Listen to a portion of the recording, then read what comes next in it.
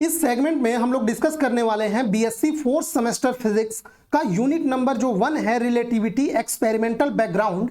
इससे रिलेटेड कुछ most important MCQ type के क्वेश्चंस और उसके आंसर्स। ये जितने भी क्वेश्चंस आंसर्स हम लोग डिस्कस करने वाले हैं ये सभी आपके बीएससी मेन एग्जाम हुआ या मिड टर्म एग्जाम हुआ उसके लिए बहुत ही ज़्यादा इंपॉर्टेंट है। और इसके अलावा आप लोग बीएससी के बाद अब अगर किसी अच्छे यूनिवर्सिटी से एमएससी करने के लिए कोई एंट्रेंस एग्जाम देते हैं जैसे सीयूईटी, पीजी या इसके अलावा जो और यूनिवर्सिटीज़ के एग्जाम्स होते हैं एमएससी या एमएससी टेक कराने के लिए, तो उन सभी एंट्रेंस एग्जाम के लिए ये जितने भी क्वेश्चंस हैं ये बहुत ही ज़्यादा इंपॉर्टेंट क्वेश्चंस हैं। हम लोग केवल क्वेश्चंस और उसके आंसर्स केवल डिस्कस ही नहीं करेंगे बल्कि इसके पीछे छुपे हुए कॉन्सेप्ट्स को भी डिस्कस करते हुए आगे बढ़ेंगे, जिससे कि आपका जो भी कॉन्सेप्ट में थोड़ा बहुत क्लैरिटी का जो अभाव है वो भी खत्म हो जाएगा और पूरे कॉन्सेप्ट में पूरी तरह से क्लैरिटी आ जाएगी। ठीक है, तो शुरू करते हैं हम लोग अपने इस वीडियो को। इस वीडियो का जो पहला क्वेश्चन है वो ये है कि जो गैलीलियन ट्रांसफॉर्मेशन होता है उसके अंतर्गत कौन सी जो राशि है वो अपरिवर्तनीय होती है। ठीक है, क्वेश्चंस हमारे बाइलिंगुअल होंगे, हिंदी और इंग्लिश दोनों में, और मैं दोनों ही अच्छे से एक्सप्लेन करूंगा। विच quantity is invariant under Galilean transformation equation. ठीक है, गैलीलियन ट्रांसफॉर्मेशन इक्वेशन में निम्न में से कौन सी जो राशि है वो इनवेरिएंट होती है। इनवेरिएंट का मतलब होता है न बदलना, यानी परिवर्तित न होना। तो डिस्प्लेसमेंट ये तो बदल जाता है, आप लोग जानते हैं गैलीलियन ट्रांसफॉर्मेशन में वेलोसिटी भी बदल जाता है। मोमेंटम अभी मैं इस पे बात करूंगा। एक्सेलरेशन नहीं बदलता है, तो इसका जो सही आंसर होगा वो एक्सेलरेशन होगा। लेकिन कहीं कहीं मैं देखा हूं कि गलत आंसर यहां पे मोमेंटम दे दिया है। अगर यहीं पे कंजर्वेशन ऑफ लीनियर मोमेंटम होता, संवेग संरक्षण का नियम, तब ये दोनों आंसर सही हो जाता। लेकिन केवल मोमेंटम है तो मैं इसको गलत मानूंगा। क्यों? क्योंकि आप लोग जानते हैं मोमेंटम होता है P = m/v, और गैलीलियन ट्रांसफॉर्मेशन में जो वेलोसिटी है वो नॉट इनवेरिएंट होता है।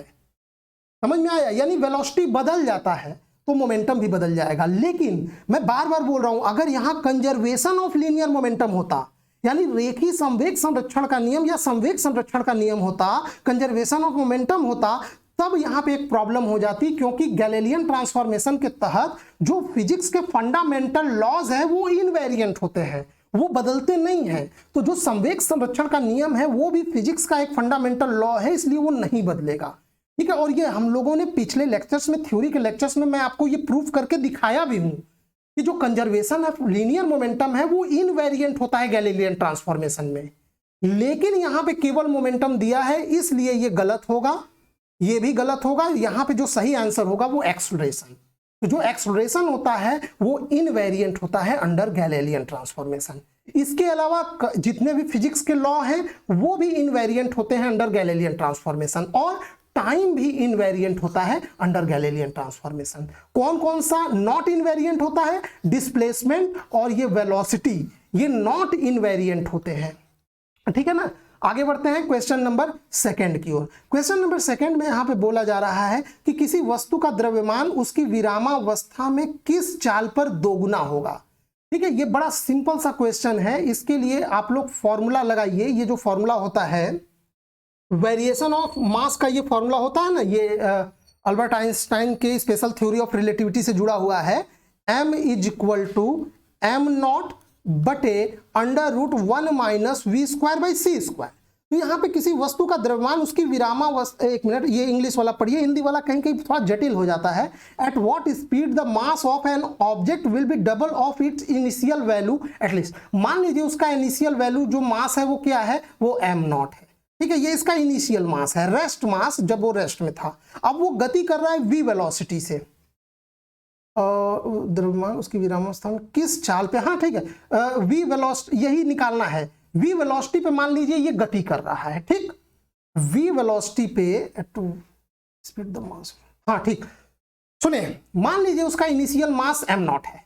अब वो v वेलोसिटी पे गति कर रहा है, तो गति करने के कारण इसका मास जो है वो इंक्रीज हो गया, और जो नया मास m आया वो उसके इनिशियल मास का दोगुना हो गया।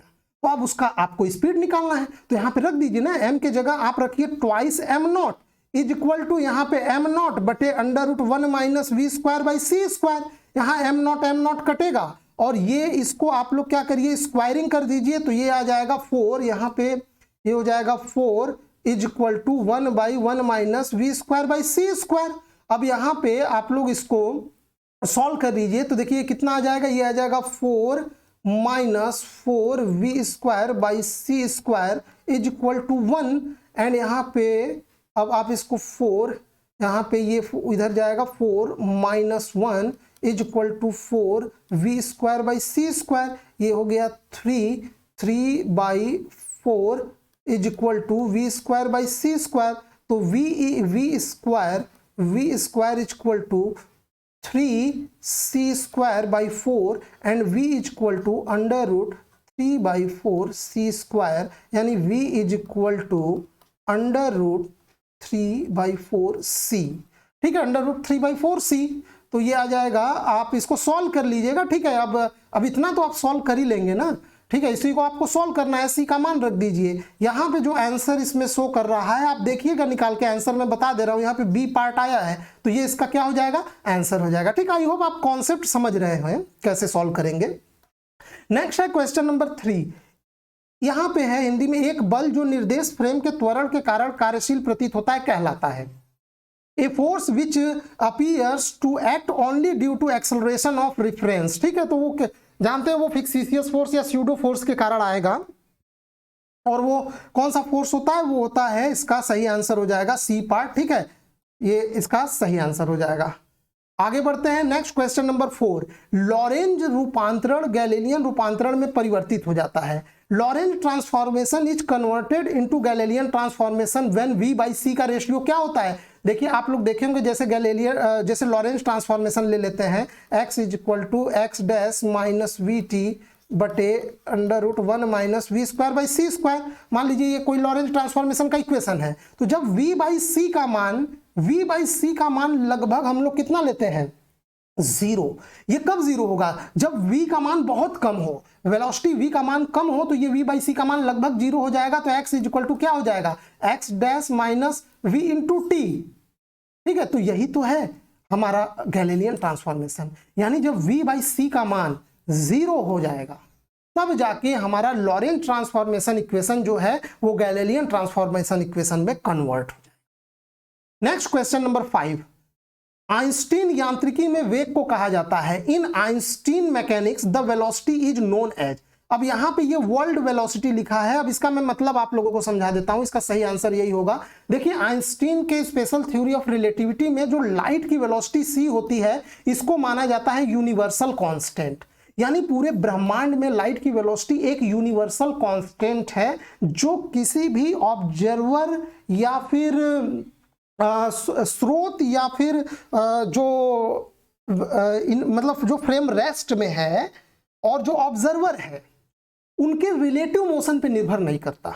बस इतना समझिए कि ये जो लाइट की वेलोसिटी है ये रिलेटिव मोशन पे निर्भर नहीं करता और ये एक यूनिवर्सल कांस्टेंट है, इसीलिए यहाँ पे इसको बोला गया है वर्ल्ड वेलोसिटी। ठीक, ये हालांकि मैं खुद पहली बार ये वर्ड नाम सुन रहा हूँ वर्ल्ड वेलोसिटी, पर उसका मतलब वही है क्योंकि लाइट की वेलोसिटी यूनिवर्सल कांस्टेंट होती है और ये ऑब्जर्वर के रिलेटिव मोशन पे निर्भर नहीं करती है। नेक्स्ट है क्वेश्चन नंबर 6। समान गति से चलते हुए एक हवाई जहाज से एक पत्थर गिराया जाता है, पायलट द्वारा देखा गया पत्थर का पथ होगा। सुनिए, एक हवाई जहाज यहाँ पे एक समान वेलोसिटी से जा रहा है। अब इस हवाई जहाज से एक पत्थर गिराया जाता है, तो अब उस पत्थर का पथ कैसे दिखाई देगा। तो अब यहाँ पे मैं पहले आपको एक चीज बता दूं, क्योंकि ये हवाई जहाज ये यूनिफॉर्म मोशन में है और यहाँ पे ये पायलट इस हवाई जहाज में बैठा है और ये पत्थर नीचे की ओर गिराया गया है। तो जब ये पायलट इस पत्थर को देखेगा ना, तो ये पत्थर उसको एकदम एक सीधी रेखा में स्ट्रेट लाइन में नीचे जाती हुई दिखाई देगी। क्यों ऐसा होगा, क्योंकि देखिए, अच्छा एक चीज और केस इस पे सोचिए जरा कि अगर ये पत्थर छोड़ने के जस्ट बाद ये इस जहाज को रोक दिया जाए, हवाई जहाज को वहीं पे, ये पत्थर जैसे ही हवाई जहाज से छोड़ा गया तुरंत हवाई जहाज को रोक दीजिए, ये गति न करे, तो आपको दिखाई देगा कि ये पत्थर ऐसे गति कर रहा है, ऐसे जाके गिरा। तो ये पथ आपको कैसा दिखाई देगा, परवलयाकार। समझ में आया ना, ये परवलयाकार दिखाई देगा। अगर ये जहाज रुक गया तब, लेकिन ये हवाई जहाज भी साथ साथ गति कर रहा है और पत्थर छोड़ा गया है, तो चूंकि जितना ये इधर ट्रेवल किया उतना ही ये जहाज भी ट्रेवल किया, तो एक्चुअल में इसका पाथ जो है वो इस पायलट को जो इस जहाज के अंदर बैठा है वो परवलय न दिखाई देके, पैराबोला न दिखाई देके, एक स्ट्रेट लाइन सीधे नीचे की ओर दिखाई देगा। समझ में आया ना? तो एक चीज ध्यान दीजिएगा, यहां पे एक बहुत बड़ा ब्लंडर हो जाता है कि जब ये जो पत्थर जो हवाई जहाज से गिराया गया है, जब आप इस पत्थर को इस हवाई जहाज के सापेक्ष में देखेंगे तब आपको ये सीधी रेखा में नीचे जाता हुआ दिखाई देगा। लेकिन अगर आप पृथ्वी पे खड़ा होकर इस पत्थर को देखेंगे तो आपको ये पत्थर परवलयाकार पथ पे दिखाई देगा। ठीक है, समझ में आ रहा है ना? ये ठीक वही केस हो गया कि जब आप मान लीजिए दो लोग साइकिल चला रहे हैं और दोनों एक ही स्पीड से साइकिल चला रहे हैं और दोनों साइकिल चलाने वाले सड़क पे एक दूसरे को देखते हैं तो वो एक दूसरे को अपने सापेक्ष में स्थिर प्रतीत पाएंगे। भाई आप साइकिल से इधर जा रहे हैं और उसी दिशा में आपका मित्र भी जा रहा है, तो आप अपने मित्र की ओर देखेंगे और आपका मित्र आपको ओर देखेगा, और अगर आप दोनों एक समान चाल से चल रहे हैं तो आप दोनों एक दूसरे को अपने सापेक्ष में स्थिर पाएंगे।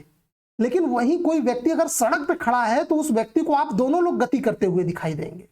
यही कारण है कि ये दोनों के गति के कारण यहां पे पथ कुछ अलग दिखाई देगा, और अगर यही जहाज रोक दिया जाए तुरंत पत्थर गिराने के बाद तब उस पत्थर का पथ कुछ अलग दिखाई देगा।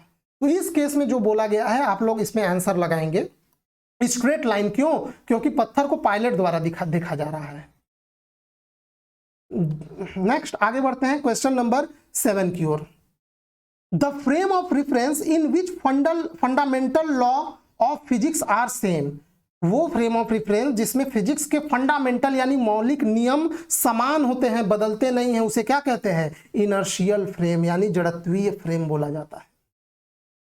बाकी एक्सलरेटेड या रोटेटरी फ्रेम जो है वो नॉन इनर्शियल फ्रेम होते हैं और इनमें कुछ फंडामेंटल लॉस में चेंज आ जाता है।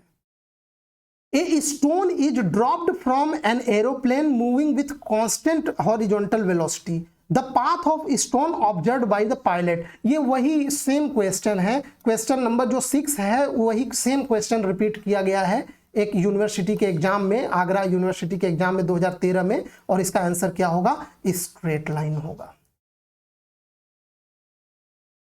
ठीक है, आगे बढ़ते हैं क्वेश्चन नंबर 9 की ओर। 1 जूल ऊर्जा समान है, 1 जूल किसके बराबर होता है?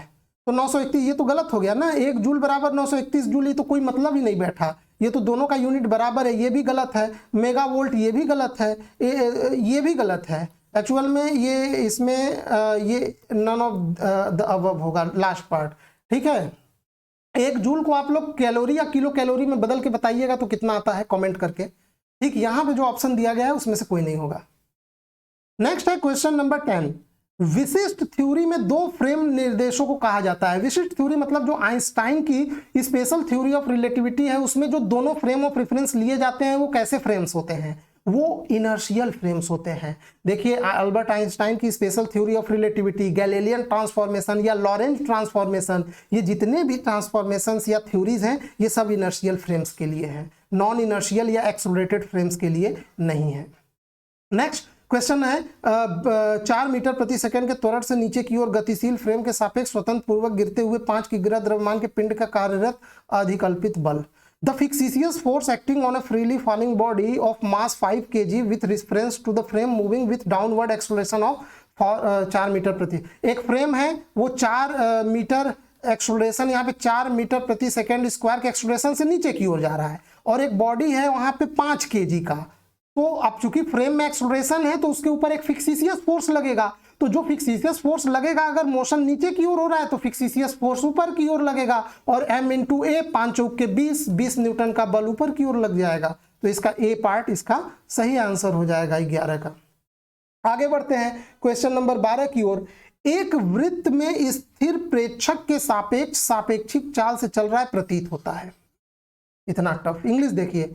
A circle is moving at relativistic speed relative to stationary orbit will appear.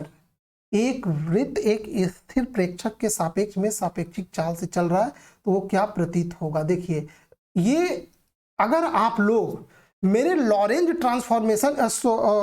Transformation equation के बाद मैंने लेंथ कॉन्ट्रैक्शन, हाँ लेंथ कॉन्ट्रैक्शन वाला अगर आप लोगों ने मेरे थ्योरी का वीडियो देखा होगा तो मैंने आपको बताया था कि जो लेंथ है वो उसी डायरेक्शन में कॉन्ट्रैक्ट होता है जिस डायरेक्शन में मोशन होता है। यानी अगर कोई स्क्वायर है और इस डायरेक्शन में मोशन हो रहा है तो इस स्क्वायर का ये जो मोशन के अलोंग जो ये लेंथ है वो कॉन्ट्रैक्ट कर जाएगा। यानी ये आपको इस प्रकार से दिखाई देगा। ये वाला जो लेंथ है वो उतना ही रहेगा, ये वाला, क्योंकि इस वाले डायरेक्शन में, वाई वाले डायरेक्शन में मोशन नहीं हो रहा है, एक्स वाले डायरेक्शन में हो रहा है, तो एक्स के अलोंग जो इसकी लंबाई है वो कॉन्ट्रैक्ट कर जाएगी। तो उसी प्रकार अगर आप एक सर्किल लेते हैं, ये मान लीजिए एक वृत्त है, अब अगर ये इसका लेंथ कॉन्ट्रैक्शन होगा तो ये कैसा दिखाई देगा, ये आपको इलिप्स, ऐसा इलिप्स दिखाई देगा, जिसका ये वाला भाग तो कॉन्ट्रैक्ट हो जाएगा लेकिन ये वाला भाग उतना ही रहेगा। ठीक, तो ये आपको कैसा दिखाई देगा, इलिप्स दिखाई देगा। समझ में आया? तो ये इसका बी पार्ट आंसर हो गया। प्रकाश वर्ष किसकी इकाई होती है, यानी लाइट ईयर किसका यूनिट होता है? तो ये तो सभी लोग जानते हैं कि ये जो है वो दूरी का यूनिट होता है। ठीक है, ये वर्ष लगने के कारण आप इसको टाइम मत समझिएगा, ये डिस्टेंस का होगा। नेक्स्ट है आगे क्वेश्चन नंबर यहाँ पे 14 है। 18 वर्ष की महिला 0.6 सी वेग से गति करना शुरू करती है। स्थिर खड़े हुए उसके मित्र को स्त्री का दृश्यमान आयु कैसा प्रतीत होगा? सुनिए, यहाँ पे ये वही ट्विन पैराडॉक्स का ये बात हो गया। ठीक है, आप लोग एक काम करिएगा, मेरा जो टाइम डायलेशन वाला वीडियो इसको जरूर देखिएगा, उसमें मैंने एक बहुत ही इंटरेस्टिंग ट्विन पैराडॉक्स और टाइम डायलेशन का जो एक्सपेरिमेंटल प्रूफ बताया है। अगर आप वो वीडियो देखे होते तो आप इसको तुरंत सॉल्व कर लेंगे।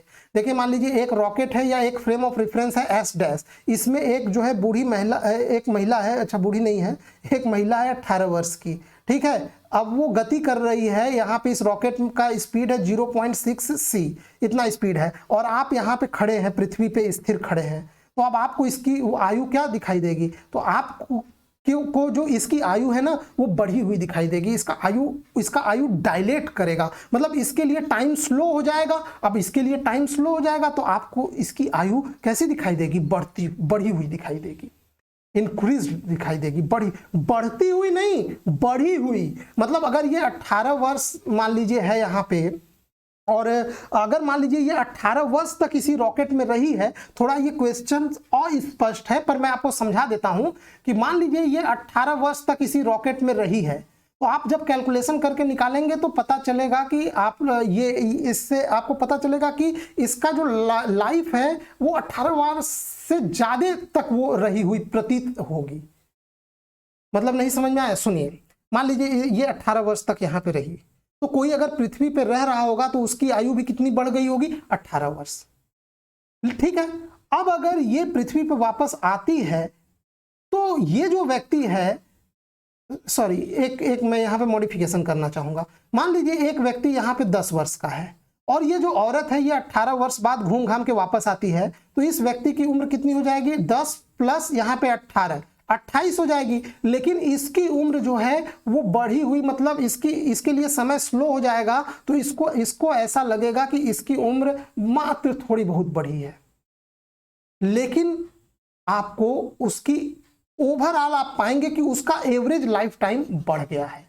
ठीक है, टाइम कुल मिला के टाइम डायलेट होता है, एवरेज लाइफ टाइम उसको बढ़ा हुआ प्रतीत होगा। वो आपको हो सकता है 18 या 19 साल की ही दिखाई दे। तो अब आप सोच रहे हैं ये 28 साल का हो गया और ये 19 साल की हुई तो इसकी उम्र तो कम हुई ना? नहीं भाई, एक्चुअल में इसकी उम्र बढ़ी हुई प्रतीत हो गई। क्यों? क्योंकि इसके लिए एक उम्र कितना के बराबर हो गया? 18 के बराबर हो गया, तो इसकी उम्र डायलेट कर गई ना। इसका जो एवरेज लाइफ टाइम है अब तो वो बढ़ गया। ठीक है, इसके लिए आप लोग टाइम डायलेशन का वीडियो देखिए, समझ जाएंगे पूरा। तो इसका आंसर आप देख पा रहे होंगे, इंक्रीज होगा। Next, in Michelson Morley experiment the wavelength lambda is equal to 7000 and D equal to 7 metre. ऐसा करिए, ये ना माइकलसन मोरले एक्सपेरिमेंट में सेम क्वेश्चन में बताया हूं, सेम कैलकुलेशन हम लोग किए हैं। जरा आप लोग इस कैलकुलेशन को वहां पे देख के या अपने से करके बताइए इसका कितना आंसर आएगा। ठीक है, आंसर तो मैं बता ही दे रहा हूं, फ्रिंज का शिफ्ट 0.2 का दिखाई देगा, लेकिन आप लोग अपने से कैलकुलेट करिएगा। Next question number 16, the path of particle situated on the circumference of the wheel of a moving car will be seen by the observer on earth. सुनिए, एक कार का पहिया है, ठीक है, अब उसमें एक पार्टिकल, यहां पे मान लीजिए इस कार के पहिए पे एक पार्टिकल है ए। अब ये कार का पहिया घूम रहा है, तो एक व्यक्ति जो यहां पृथ्वी पे खड़ा है उसको इस पार्टिकल का पथ कैसा दिखाई देगा? तो ये आपको स्प्रिंग नुमा ऐसे ऐसे दिखाई देगा बढ़ता हुआ, उसको क्या कहते हैं? साइक्लॉइड कहते हैं। ठीक है, तो इसका आंसर क्या हो जाएगा? साइक्लॉइड। सर्कुलर नहीं दिखाई देगा क्योंकि पहिया आगे भी तो पड़ रहा है घूमते हुए, तो आपको सर्कुलर नहीं दिखाई देगा, पैराबोलिक भी नहीं दिखाई देगा। स्ट्रेट लाइन, अच्छा स्ट्रेट लाइन कब दिखाई देता है? जरा सोचिए, ये है ए पार्टिकल। अब अगर ये व्यक्ति जो यहां अर्थ पे है वो इसी पहिए पे आके पॉइंट ए पे बैठ जाए, ध्यान से सोचिएगा आप, हाइपोथेटिकल केस, ये व्यक्ति भी इसी पहिए पे, ये जो पॉइंट ए है ठीक इसी के ऊपर आके बैठ जाए, तब इस व्यक्ति को इस पॉइंट ए, इस पार्टिकल ए का पथ कैसा दिखाई देगा? तब स्ट्रेट लाइन दिखाई देगा। सोचते रहिए कैसे, सोचिएगा। नेक्स्ट है क्वेश्चन नंबर 17। गतिमान फोटोन का द्रव्यमान होता है। तो सुनिए, आइंस्टाइन का famous formula energy mass relation E equal to क्या होता है? m/c²। आपको इसका द्रव्यमान निकालना है तो m बराबर क्या हो जाएगा? E/, हो जाएगा c²। तो देख लीजिए इसका आंसर क्या हो जाएगा? सी पार्ट इसका आंसर हो जाएगा। ठीक। Question number 18। प्रकाश की चाल दो जड़त्वीय सिस्टम में होती है समान। देखिए, यही मैं आपको शायद ऐसा ही एक क्वेश्चन ऊपर आया था जिसमें c को वर्ल्ड वेलोसिटी बोला गया था, यूनिवर्सल कांस्टेंट। सुनिए, आइंस्टाइन के स्पेशल थ्योरी ऑफ रिलेटिविटी में जो लाइट का स्पीड होता है वो यूनिवर्सल कांस्टेंट होता है, यानी ब्रह्मांड में हर जगह वैक्यूम में इसका स्पीड 3 × 10⁸ मीटर प्रति सेकेंड ही होता है, और ये लाइट का स्पीड जो है वो ऑब्जर्वर के रिलेटिव मोशन पे निर्भर नहीं करता। तो यहाँ पे क्या हो जाएगा आंसर? सेम। ठीक है, प्रकाश की चाल दो जड़त्वीय निर्देश तंत्र में समान होगी, क्योंकि जड़त्वीय निर्देश तंत्र दोनों हैं, तो दोनों जड़त्वीय निर्देश तंत्र में फिजिक्स के फंडामेंटल लॉ सेम होंगे, तो लाइट की वेलोसिटी दोनों में सेम होगी। नेक्स्ट है क्वेश्चन नंबर 19। एक गतिमान रेलगाड़ी से एक गेंद ऊर्ध्वाधर ऊपर की ओर फेंकी जाती है, तब गेंद का पथ पृथ्वी से कैसा दिखाई देगा? ये बड़ा अच्छा क्वेश्चन है। अब इसमें आप लोग आंसर बताइए। एक गतिमान रेलगाड़ी से एक गेंद ऊर्ध्वाधर ऊपर की ओर फेंकी जाती है, तब गेंद का पथ पृथ्वी से कैसा दिखाई देगा? बहुत अच्छा क्वेश्चन। इसमें क्या है ना, ये रेलगाड़ी गति कर रही है। अब इसमें एक गेंद यहाँ पे ऊर्ध्वाधर ऊपर की ओर फेंका गया, तो अब जब आप यहाँ पृथ्वी पे खड़े होकर देखेंगे तो ये गेंद ऊपर गया, ये रेलगाड़ी आगे निकलेगा, तो चूंकि गेंद भी रेलगाड़ी के साथ आगे जा रहा है, प्लस इस पे ग्रेविटेशन का भी इफेक्ट आएगा, तो जब आप पृथ्वी से देखेंगे तब तो आपको इसका पथ परवलयाकार दिखाई देगा, पैराबोला दिखाई देगा। लेकिन आप आके ट्रेन के अंदर बैठ जाइए और ट्रेन के अंदर बैठ के आप गेंद को ऊपर फेंकिए, तब आपको गेंद का पथ स्ट्रेट लाइन दिखाई देगा और वो गेंद आपके हाथ में ही आके गिरेगा। आप इस एक्सपेरिमेंट को अपने से करिए। मान लीजिए आप ट्रेन में बैठ के घूमने जा रहे हैं और एक बॉल को आप जो है ऊपर की ओर उछालते हैं ट्रेन में, तो वो बॉल सीधे आके आपके हाथ में गिरेगा, तो उसका पथ आपको कैसा दिखाई देगा? स्ट्रेट लाइन, क्योंकि आप और वो बॉल दोनों इस रेलगाड़ी के सापेक्ष में स्थिर हैं, क्योंकि रेलगाड़ी के अंदर आप दोनों गति कर रहे हैं ना। अगर आप गेंद को ऊपर उछालते हैं, ठीक उसी समय रेलगाड़ी रुक जाता है और आप रेस्ट में आ जाते हैं, आप रुक जाते हैं और ये बॉल हवा में है, तो ये बॉल आगे निकल जाएगा और उस समय आपको इस बॉल का पथ परवलयाकार दिखाई देगा, पैराबोला दिखाई देगा, क्योंकि आप रेस्ट में आ गए रेलगाड़ी रुकने के कारण, और आपके सापेक्ष में ये बॉल तो गति भी में ही था, तो ऐसे में जो गति में था अब वो गति उसके ग्रेविटेशनल फोर्स के अंतर्गत होगा, और ग्रेविटेशनल फोर्स के अंतर्गत होने वाली गति पैराबोलिक होती है। समझ में आया? तो ये मेरे ख्याल से आपको अच्छे से समझ में आ गया होगा। आगे बढ़ते हैं क्वेश्चन नंबर 20 की ओर। क्वेश्चन नंबर 20 है, सापेक्षता का विशिष्ट सिद्धांत की समस्याओं में आरोपित होता है। इंग्लिश देखिए, special theory of relativity deals with the problem in inertial frames. Special theory of relativity, Laurent transformation, Galilean transformation, ये सब के सब इनर्शियल फ्रेम्स में ही अप्लाई होते हैं। ठीक है, तो इसका आंसर हो जाएगा C part. Accelerated frame non inertial frames होते हैं, और नॉन इनर्शियल फ्रेम्स में ये सब थ्योरीज ये सब एप्लीकेबल नहीं होती है। ठीक, तो इस पार्ट में केवल 20 क्वेश्चन ही हम लोग अभी कवर करते हैं, और मैं आपको बता दूं कि ये सीरीज चलती रहेगी, बंद होने वाली नहीं है। यानी ये जो यूनिट नंबर 1 का हम लोग क्वेश्चन डिस्कस कर रहे हैं, ये इसका पार्ट 1 है। कितने पार्ट आएंगे वो तो मुझे भी नहीं पता, लेकिन मैं आपको बता दूं ऑन एवरेज हम लोग 100+ क्वेश्चन सभी यूनिट से डिस्कस करेंगे। कई पार्ट में आएगा, हर पार्ट में 20 से 25 क्वेश्चंस होंगे, अच्छे से हम लोग डिस्कस करेंगे कॉन्सेप्ट के साथ। और ये सारे वीडियोस आपको 2 प्लेलिस्ट में मिलेंगी। एक जो BSc 4th semester physics unit number 1 का नोट्स वाला प्लेलिस्ट होगा, उसमें भी आपको ये वीडियो मिलेगा। दूसरा एक बीएससी 4th सेमेस्टर फिजिक्स का इंपॉर्टेंट एमसीक्यू के नाम से एक अलग प्लेलिस्ट है। उस प्लेलिस्ट में जितने भी बीएससी 4th सेमेस्टर के एमसीक्यू वाले डिस्कशंस होंगे वो सारे वहां पे मिलेंगे, सभी यूनिट के वहां पे एक साथ मिलेंगे। BSc 4th semester physics important MCQ वाले में सभी यूनिट के एमसीक्यू डिस्कशन एक साथ मिलेंगे। इसके अलावा जितना अलग अलग यूनिट वाइज प्लेलिस्ट बने हुए हैं, जैसे BSc 4th semester physics unit 1, BSc 4th semester physics unit 2, वहां पे भी यूनिट वाइज आपको एमसीक्यू वाले डिस्कशन भी मिल जाएंगे। ठीक है, तो आई होप आपको ये वीडियो पसंद आया होगा। आप बाकी क्वेश्चंस पार्ट 2 में हम लोग डिस्कस करेंगे। ठीक है, वीडियो देखने के लिए आपका बहुत बहुत धन्यवाद।